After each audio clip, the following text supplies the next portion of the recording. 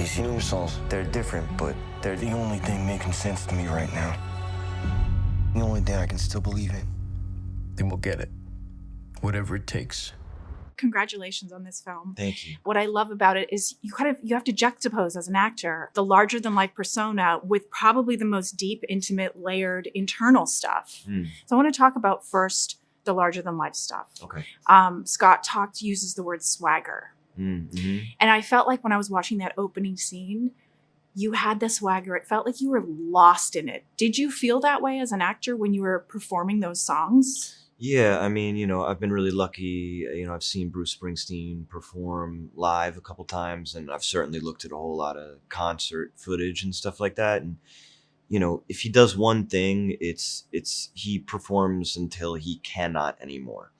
I know that if he's leaving that stage, he has to be completely drained. There can't be anything left. So I knew how important it was to show that, exertion of energy.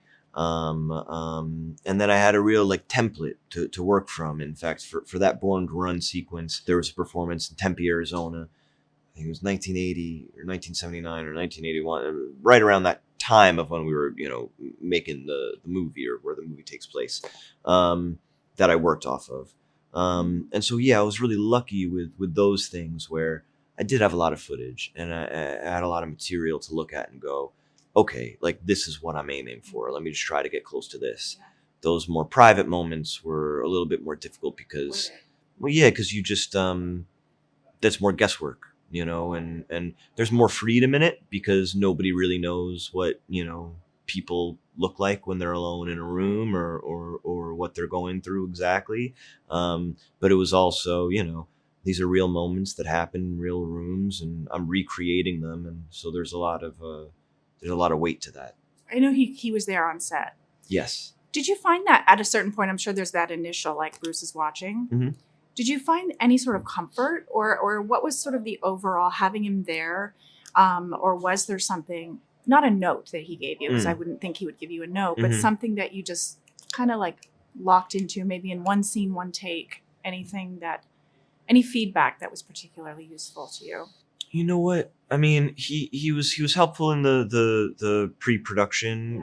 We spoke a fair amount, and I spent some time with him and Patty and saw him perform in London. We spent a lot of time then, and we texted here and there. And he did give me permission in this really wonderful way. Early on, after I'd recorded some of his music, I think the first song he listened to was "Mansion on a Hill." And he called me and he said, you sing very well. You sound like me, but not just like me. You're making the song your own. And I want that to be the case with this whole film. And then, once we were on set, I became very sort of introverted, I was I was with Scott, or I was with my fellow actor, or I was staring at the ground, or I was staring at a wall somewhere, and I was thinking about the next day, and I was thinking about, what was going to be, what I was going to be called upon in the coming months. So I don't know, there was I felt very fragile, I guess, during the process of filming. And I think Bruce picked up on that, and he knows what that feels like. And he made it very clear, that he was there if I needed him. But that otherwise, he was going to give me a lot of space. But just in his presence, again, there was that permission, and support. And at the end of many days, and they were hard days, they were long and a lot of them emotionally draining or physically. And most days he was on set, I would get home, be getting ready to go to bed, and before I went to bed, I'd have a message on my phone from him about a particular moment that day that he found to be, I don't know, particularly true or honest. Yeah, there's a line in the movie that says Bruce is never good when he's coming off the road, leaving it behind. I'm sure this was a seminal moment in your life as an artist. How was it for you leaving this behind at the end? I'm very lucky, I've got 2 young girls at home.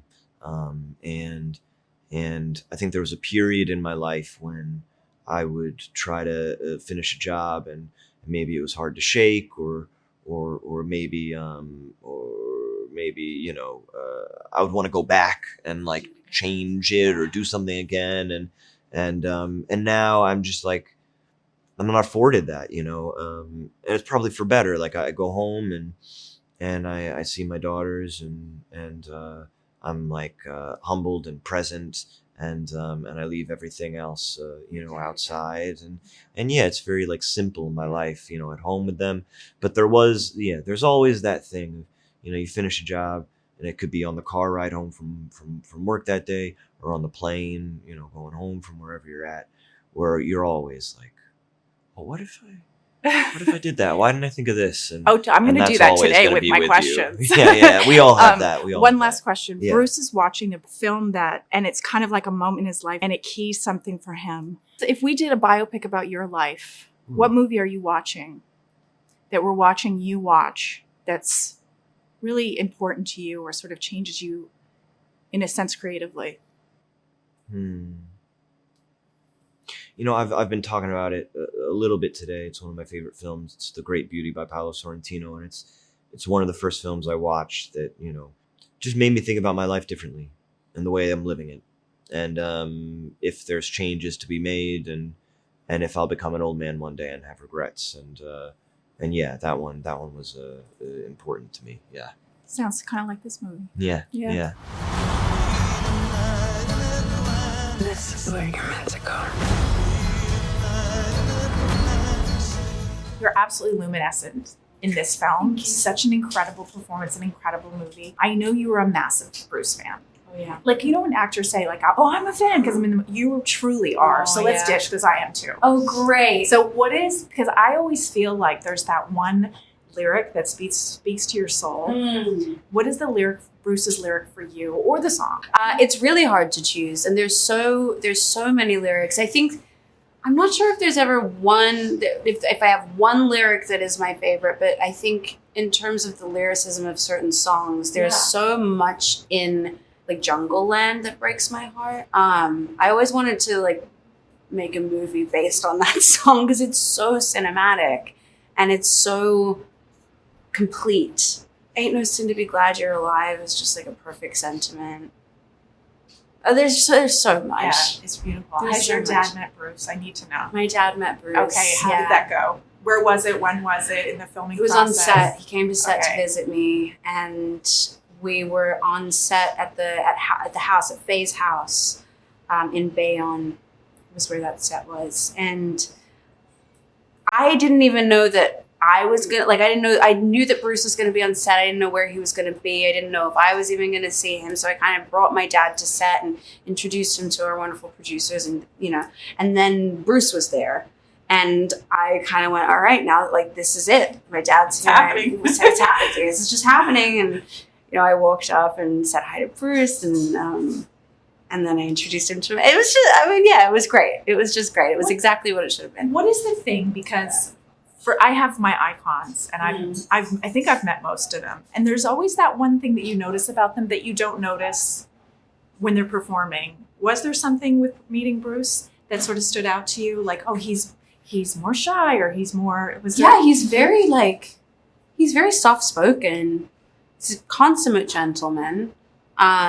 He's like a regular guy. It's really amazing to see. He feels, like a family man. Like, he talks about his kids and his wife and his beautiful life that he's created for himself. And he seems really settled and happy, and like, he's just like a nice guy. Well, speaking of A Beautiful Life, I feel like Faye, what I love about this film is I feel like everybody feels very lived in. Nothing feels like, oh, this is a set, or we're trying to create a time period. It feels very authentic. Yeah. I feel like her relationship with her child, it feels authentic. Her love for him feels authentic. Well, let's start with, there's the carousel scene where your character, Faye, meets or having a date with Bruce. And it almost feels like it's in slow motion. The way that the carousel moves up and down. And it's also a very hot scene. So if you could sort of break down shooting that and the intimacy and, what the director created. Yeah. For it to feel that way. I mean, I think that Scott is a genius. I think that Mas, our cinematographer, is a genius. I think that they've worked together so much and have this language that they share that is so effortless. And I think that took care of that, you know, that like that's why the scene feels so beautiful.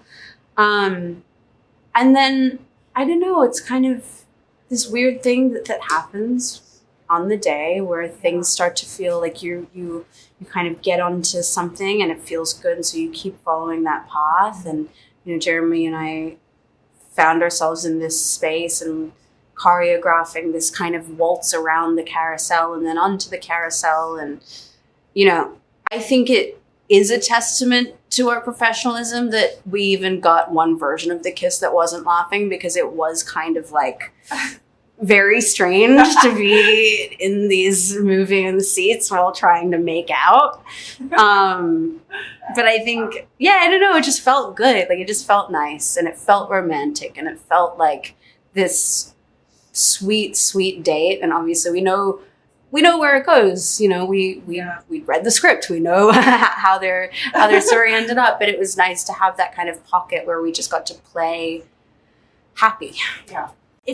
I loved it because I always feel like there's also that thing where women are romanticizing and men are just like, I'm just off for her. Like, there's almost like a bit of it, you know? Yeah. Like, he's thinking something else from her. Yeah. You also, Faye is watching Jeremy's character, Bruce, at the Stone Pony. Mm. And I'm wondering for your perspective, because I felt like when he was performing, you got to have a chutzpah to play this. And I feel like he got lost in the performance. It felt so alive and electric. So what were those days like? And I just got to be like at a cool show. Yeah. Really, like it was so much fun to be on set on those days, because the band was playing. They had some amazing musicians playing in the Cats, and then Jeremy, who had been doing such an incredible job, incredible training to be Bruce on stage, was just letting it all hang out. It just felt like being at a great concert. So he was singing live on set. It wasn't one of those where everybody's miming and you're sort of going like no. Yeah. Especially those Stone Pony scenes, they were playing for real. They were going for it. Wow. And the background were all sweaty and jumping around and probably, secretly drinking alcohol in between takes. Like, it felt like a party. It was amazing. So fun. Yeah. In the film, Jeremy's character, Bruce, is watching the movie Badlands. Mm-hmm. And it kind of sparks something in him, and it sort of starts this whole train of going down the road of writing Nebraska. If we were going to have a biopic about your life, what's the seminal movie? About Odessa's life? Yes. What do I watch? Yeah, what are you watching that we're going to watch you watch? Wow. That's big. Big question. Oh, there's so many. There's so many movies that I have watched obsessively. I think that the movie that I have watched that made me feel the kind, like, in the way that Badlands kind of locked Bruce into this obsession with kind of the criminality of the self. I think that my version of that is probably A Woman Under the Influence, just watching it so much, watching this character go through such a joyous and exuberant but terrifying time all in the course of however long that movie is. I've spent certain times obsessed with that and like wondering what that movie says about me, that I don't think she's crazy at all. It just means you're an artist. That's all. Thanks. I wonder, as like when I close my eyes and I think about Bruce Springsteen, there is like an album cover that always comes to mind, like Born in the USA. I got to see him do it in acoustic performance when I was a kid. Oh, cool. And that stays in my mind. So I like these pictures. What is the picture in your mind maybe you had before, and what is the picture now? The picture for me is the cover of Darkness on the Edge of Town. It's him in the bedroom with the white V-neck and is it a white V-neck or is it a black V-neck? Oh, now I'm having like a Mandela effect. I think that's like an iconic image of Bruce in my mind. And that era of his work is, I think, probably what I have known more and what has kind of captured my interest more. And I think it's probably still the same. Or at least, no, now my image of him is as he is now. Yeah. Now I think when I think He's a about great Bruce, I haircut think now, by the way. Last question. He's always so impeccable. Yes, absolutely. Last question for you. You're so young. I feel like this is going to be a breakout role for you. Is there an actor and actress whose career you kind of look at and go, I love their choices. I love what they're doing? There's a lot. I think that for as long as I have never seen a Jennifer Lawrence performance that I haven't like been bowled over. I think that what she does is witchcraft. I think it's spectacular. I think if I could achieve half of the real like presence and poignance of her work, I would be very happy. And she's funny as heck. And she's funny as hell. And she's, according to everything I've heard, just a lovely person. And I think she's cool. She's cool. He's gonna repair the entire world. Trying to find something real in all the noise.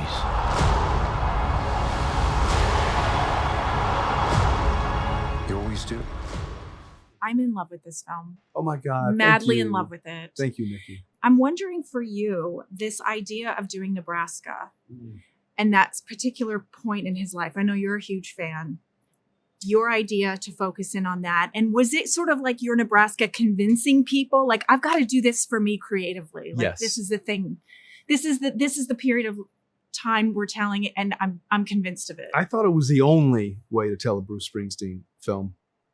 For the casual Bruce fan, they may not know Nebraska. Certainly his ardent fans know Nebraska. Yeah. A lot of my friends who were musicians, for them, Nebraska is their North Star. My father, to whom I dedicated the film, introduced Bruce Springsteen to me through Nebraska. It's a record I've listened to while I'm writing other movies, well before I thought I would make this. My very first film was a music film called Crazy Heart with Jeff Bridges. And that's a movie that found, a bit of success. And in Hollywood, when any movie meets with success, all they want you to do is make movies just like the one you just made. And I was asked to make a lot of biopics about musicians I loved. And I had turned them all down. But when I read Warren Zanes' book, Deliver Me from Nowhere, about Nebraska, it felt like a siren's call to me that I had to tell this story. Here I am in the Stone Pony, where we shot, and where Bruce Springsteen has probably played more than any place he's ever played. He's a cinephile, isn't he? Oh, he knows movies. What are the movies that you two bonded over or discussed when you were discussing Well, he'd certainly this? seen all of my films Yeah. and had appreciated them, which meant a lot to me. We both share a love of 70s cinema, early Scorsese, Paul Schrader, we discussed in the film, Michael Mann's films. We both love foreign language cinema, international cinema. We both love Terrence Malick's Badlands, which is in the movie. Yeah. We love Charles Lawton's Night of the Hunter. We both love Flannery O'Connor. Seemed destined to make a film about Bruce Springsteen. It's unbelievable. What is the lyric of Bruce's? Is there a lyric that you feel defines? Because I always feel like with artists that I love, there's always that one lyric. And for me, it's "You've gone a million miles, but how far'd you get?" And everybody has their own interpretation of. That's funny you said that. Really? Why did you say that? Because I have my own interpretation of what that means. Like, personally, as far as you go, you're sort of met with yourself back where you started. That's a lot of what this movie is. Yeah. For that very reason. It's funny that you say that, because,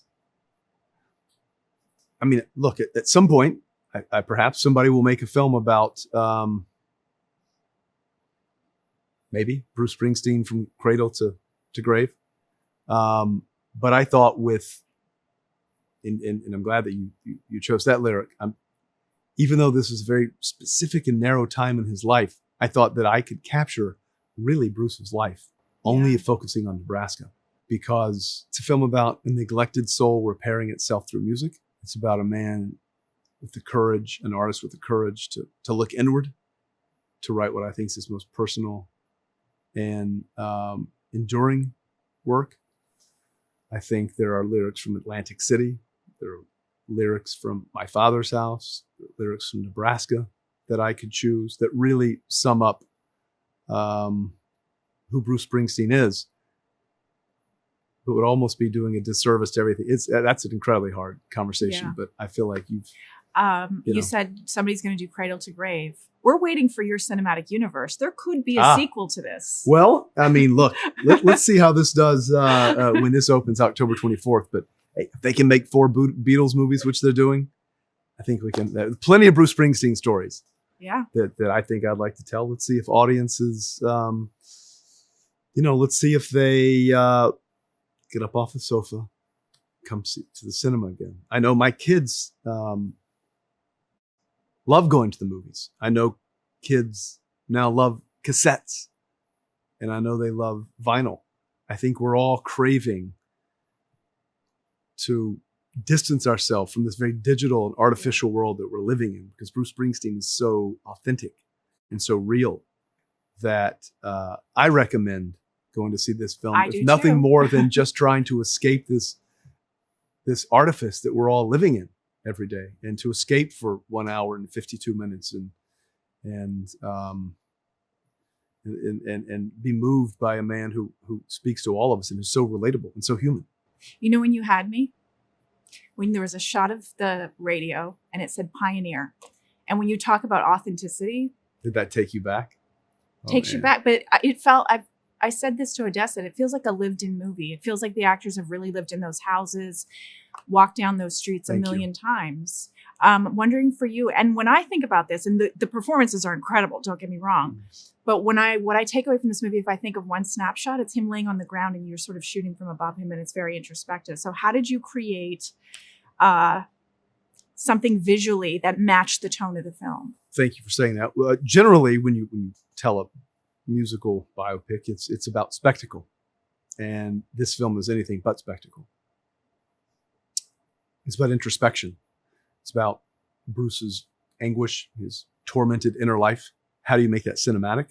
Well, number one, you cast Jeremy Allen White with an intensity and a vulnerability that's rare for an actor of his age. But it's really about artistic courage that Bruce Springsteen has in allowing me to tell the story, because Bruce said to me, he said, the truth about yourself isn't always very pretty. And, Scott, you don't pull your punches with your movies. You don't sand off the edges. Let's tell the truth here. And let's tell the truth about not the spectacle, not playing in arenas or at the Stone Pony, even though we see that. Yeah. But the real truth is about a man in pain, and a man who's trying to get through that pain by connecting and reconnecting with his past and his father. So thanks for saying that. What is the mannerism? Because there was one shot where nobody's going to do an imitation, right? You don't want him to do Jamie to do an imitation of No, Bruce. it wasn't but there about was imitation or mimicry. But there was are a few one- moments that look Yes. really, he captures Bruce. Was there a mannerism or something that is so Bruce? Like he's just himself. But there was one facial expression where I completely Oh yeah, was there are a like, few that moments was him. when even Patty Scalfa, Bruce's Yeah. longtime love of his life, has said to Bruce that, my God, it looks like you in '82. I think it's the way, I think Jeremy moves like Bruce in the film. I think there are moments during Born in the USA from behind when he feels like Bruce, when he's performing Born to Run. There are moments when he's recording Nebraska. I mean, it's kind of uncanny. Yeah. And again, we weren't chasing imitation or mimicry. It was really about how do we capture the essence of Bruce Springsteen, which he certainly does. And you have no villains in this film, which No. is interesting because other biopics I've seen recently, and not to take anything away from them, but usually the manager is somebody who's trying to take somebody. Yeah. So let's talk about the 2 non-villains in this film, and that the other Jeremy and Jeremy Stephen. Strong. Wow. Well, Jeremy Strong and Stephen Graham are both doing such high-level work. Unreal. I've known them both for a long time. Had worked with Jeremy Strong in a previous film in which a sequence he was in was cut. Stephen Graham, in that same film, Black Mass, Stephen Graham was meant to be in the film, but my schedule didn't align with his. So I'm thankful that they're both in this. Jeremy Strong plays John Landau, Bruce's longtime manager and partner and therapist, as I mentioned. It's a very different Jeremy Strong, because we have seen Jeremy in the past as Kendall Roy and Roy Cohn, where he's venal and calculating, callous, and devoid of humanity. In this, he's warm, he's compassionate, he can be a fierce protector when he needs to be. Then there's Stephen Graham, whom we've just seen to great acclaim on Adolescence. And he plays the quiet despair that Bruce's father was living with for so long, the despair of mental anguish and mental health trauma that went undetected for so long, untreated for so long. He was cold and dispassionate, but we also see moments that are tender and warm from Stephen Graham as Bruce's father. And look, when you have Stephen Van Sant or you have John Landau or Bruce's family say, Stephen Graham perfectly captured my father, or Stephen Van Sant saying Jeremy Strong and Jeremy Allen White perfectly captured John and Bruce. I mean, who better than the people who've lived with them almost their entire lives? And for me, that's the great gift and reward. Yeah. You burned it down. Borrowing a Burned it phrase from down. the film, you burned it down. Thank you. Congratulations. That means so much to me. Thank you.